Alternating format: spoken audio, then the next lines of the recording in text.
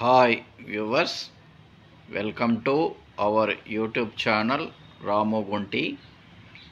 ఈ వీడియోలో మీకు 3 వరుసల నగదు పుస్తకం అకౌంటెన్సీ 1లో కంటిన్యూషన్ వీడియో వస్తుంది. చాలా అతి ముఖ్యమైనటువంటి వీడియో. 3 వరుసల నగదు పుస్తకం 3 కాలం క్యాష్ బుక్. మరి ఏంటండి 3 కాలం క్యాష్ బుక్ 3 వరుసల నగదు పుస్తకం అంటే, ఒకే ఖాతాలో 3 వరుసలు కలిగి ఉంటే, అనగా డిస్కౌంటు, నగదు, బ్యాంకు వరుసలు రెండు వైపులా, అనగా డెబిట్ వైపున క్రెడిట్ వైపున కలిగి ఉంటే ఆ ఖాతాను 3 వరుసల నగదు పుస్తకం అంటారు. లేదా మరియు ఆ ఖాతాను ఈ విధంగా కూడా చెప్పవచ్చు.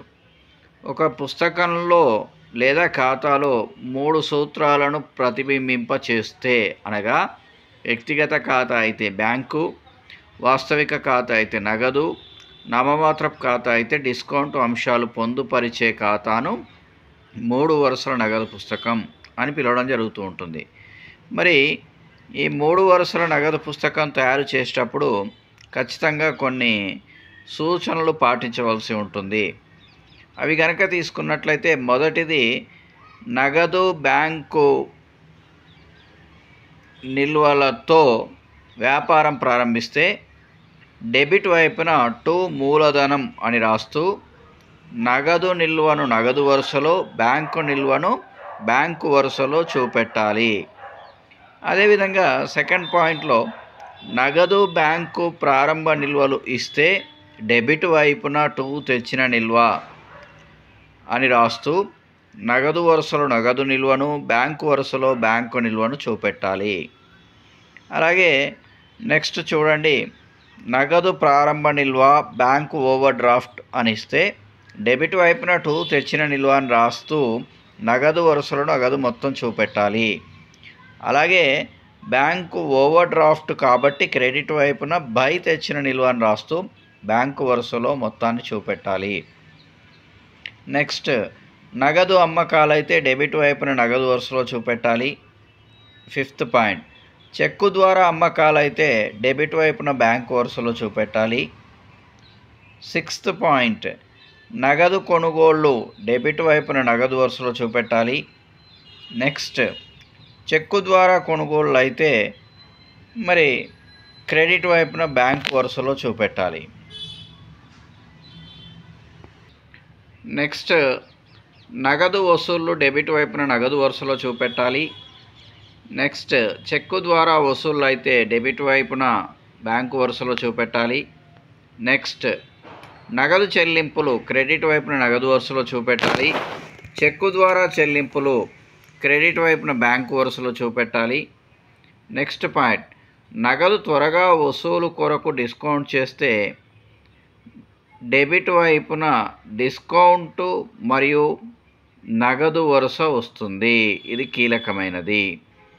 నెక్స్ట్ పాయింట్, డిస్కౌంట్ కొరకు నగదు త్వరగా చెల్లిస్తే క్రెడిట్ వైపున డిస్కౌంట్ వరుస మరియు నగదు వరుస వస్తుంది. ఎదురు పద్దండి, ఇందులో నుంచి మనకు ఒక పాయింట్ జేఏఓలో కూడా రావచ్చు, జాగ్రత్తగా నేర్చుకోవాలి. 3 వరుసల నగదు పుస్తకంలో 2 వైపులా ఒకే తేదీన నమోదు చేసే చిట్టా పద్దును ఎదురు పద్దుగా పేర్కొంటారు. మరి ఇందులో 2 రకాలు ఉంటుందండి.